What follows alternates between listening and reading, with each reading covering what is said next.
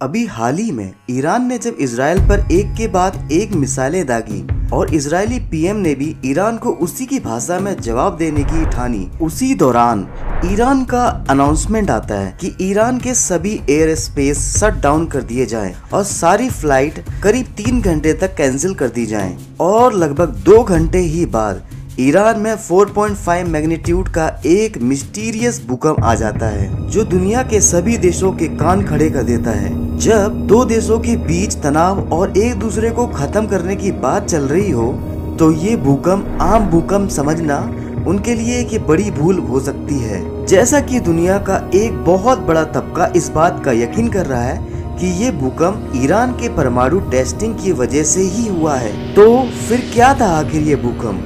कहीं ये ईरान का कोई सीक्रेट परमाणु टेस्टिंग तो नहीं था?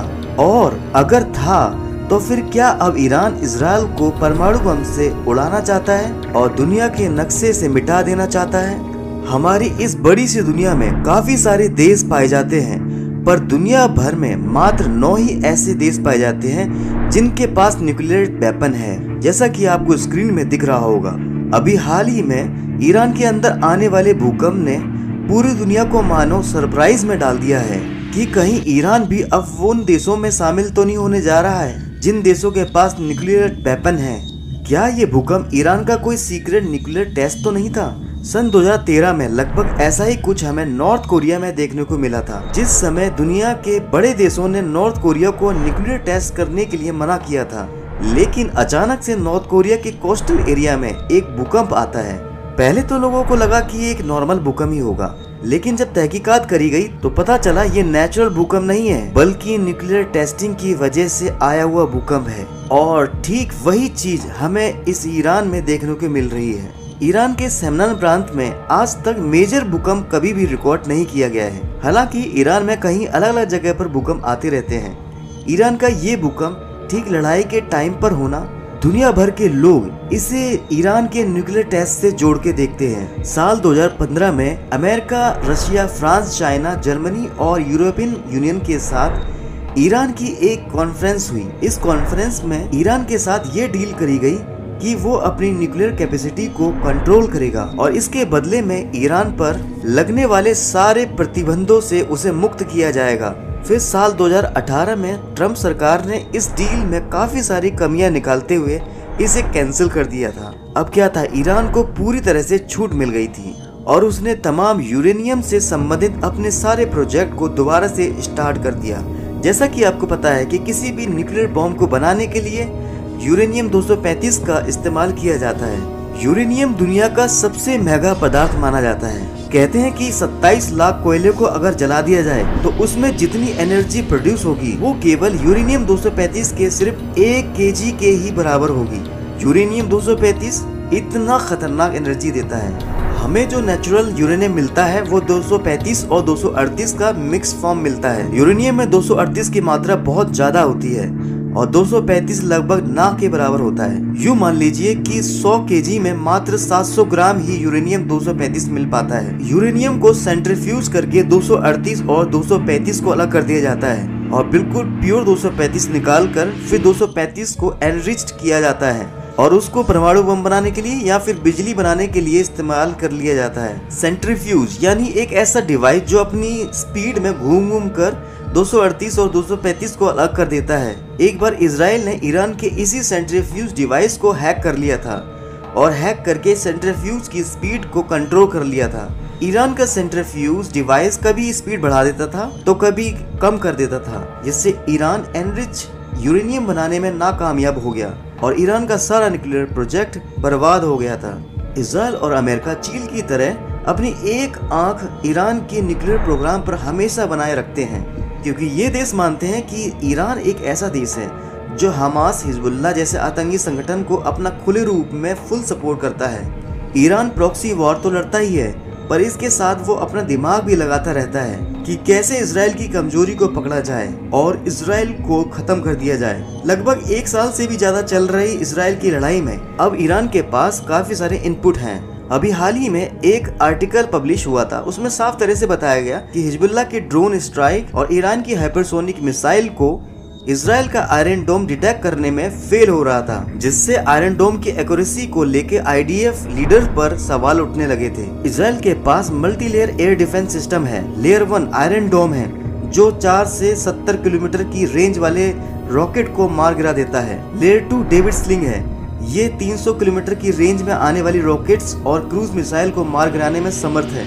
तीसरी लेयर एरो सिस्टम है। ये 2400 किलोमीटर की मीडियम एंड लॉन्ग मिसाइल को डिटेक्ट कर लेता है और हवा में ही इसको नष्ट कर देता है। 13 अप्रैल 2024 को Hezbollah Houthis Islamic revolutionary guards ने मिलकर इसराइल पर अटैक किया था। उन्होंने इसमें ड्रोन्स, क्रूज मिसाइल और बैलिस्टिक मिसाइल्स का इस्तेमाल किया था, लेकिन इसराइल के आयरन डोम के सामने ये सब रॉकेट बेकार हो गई थी और उनको सक्सेस नहीं मिल पाई थी। लेकिन 1 अक्टूबर को ईरान ने इसराइल पर डायरेक्ट अटैक किया, जिस पर ईरान का कहना है कि 90% रॉकेट ने अपना टारगेट हिट किया था। हालांकि इसराइल ने इस बात को डिनाई कर दिया था, लेकिन इसकी वीडियो और पिक्चर मीडिया में दिखाई गई जो ईरान की बात को समर्थन करती हैं। लेकिन ये कैसे हो पाया? आखिर ईरान को इसराइल की सबसे मजबूत आयरन डोम को भेदने में सक्सेस कैसे मिल पाई? इसके पीछे के 3 रीजन बताए जा रहे हैं। नंबर 1, ईरान ने बहुत मात्रा में मिसाइल को छोड़ा, जिससे 90% चांस बढ़ जाते हैं टारगेट को हिट करने के। नंबर 2, अप्रैल में ड्रोन और मिसाइल छोड़ी गई जिनकी स्पीड इतनी ज्यादा नहीं थी। इसराइल तक पहुंचने के लिए उन्हें 9 घंटे लग रहे थे, जिससे इसराइल को अच्छा खासा टाइम मिल रहा था उन्हें तबाह करने का। लेकिन अक्टूबर में ईरान ने 180 बैलिस्टिक मिसाइल छोड़ी, जिनमें सहाफ 3 मीडियम रेंज बैलिस्टिक मिसाइल और फतह 1 हाइपरसोनिक मिसाइल शामिल थी। हाइपरसोनिक मिसाइल 5 गुना साउंड की स्पीड से भी तेज स्पीड में जाती है, यानी कि 6100 किलोमीटर प्रति घंटा की स्पीड से ये मिसाइल जाती है। ये मिसाइल इसराइल में केवल 12 मिनट के अंदर ही पहुंच रही थी। अब आपको डिफरेंस समझ में आ रहा होगा। अप्रैल में 9 घंटे लग रहे थे, वहीं अक्टूबर में केवल 12 मिनट के अंदर ही मिसाइलें इसराइल में पहुंच रही थी, और इसी स्पीड ने आयरन डोम को भी कंफ्यूज कर दिया था। Reason number 3, warning. अप्रैल में वेस्ट को अटैक करने से पहले ही वार्निंग दे दी गई थी, जिससे इसराइल रेडी था। लेकिन अक्टूबर में इस अटैक से संबंधित कोई भी क्लू नहीं था। ये एक मानो सरप्राइज अटैक था, जिससे ईरान को सक्सेस मिली। लेकिन ईरान के लिए ये सबसे बड़ी सक्सेस थी, क्योंकि उन्हें इसराइल की एक सबसे बड़ी कमजोरी मिल गई, जो इसराइल के लिए सबसे बड़ी ताकत थी। अभी हाल ही में एक खबर है कि अमेरिका अपना third anti missile system Israel को देने वाला है। थर्ड यानी कि terminal high altitude area defence. ये एक एडवांस मिसाइल डिफेंस सिस्टम है, जिसको ऑपरेट करने के लिए अमेरिका अपने खुद के सोल्जर इसराइल में भेजेगा। Third defence system radar and interceptor, short medium intermediate range की बैलिस्टिक मिसाइल को डिटेक्ट कर लेता है। इसकी रेंज 150 से 200 किलोमीटर तक की होती है। वैसे अल्जीरिया की रिपोर्ट के अकॉर्डिंग ये एक छोटे छोटे वेपन लाइक ड्रोन जो हमास हिजबुल्लाह हुतीस यूज करते हैं, इनको रोकने में समर्थ नहीं है, क्योंकि ड्रोन छोटे होते हैं और कम हाइट में आते हैं। देखिए, इसराइल एक छोटा सा देश है जिसकी आबादी ही मात्र 90 लाख है। ये देश क्वांटिटी की बजाय क्वालिटी पर फोकस करता है। हर नागरिक अपने आप में एक सैनिक है। इसराइल एक ऐसा देश है जो अपने दुश्मनों से चारों तरफ से घिरा हुआ है, लेकिन वो किसी से डरता नहीं है। इसराइल को बहुत बार लड़ाई का सामना करना पड़ा था। इवन इसराइल को सिर्फ एक ही दिन हुआ था देश बने हुए, उस दिन भी उसे लड़ाई करनी पड़ी थी और इसराइल ने इसमें जीत हासिल करी थी। इसराइल अच्छे से जानता है कि अगर वो डर गया तो समझो मर गया। इसराइल के शातिर दिमाग की तारीफ पूरी दुनिया में होती है।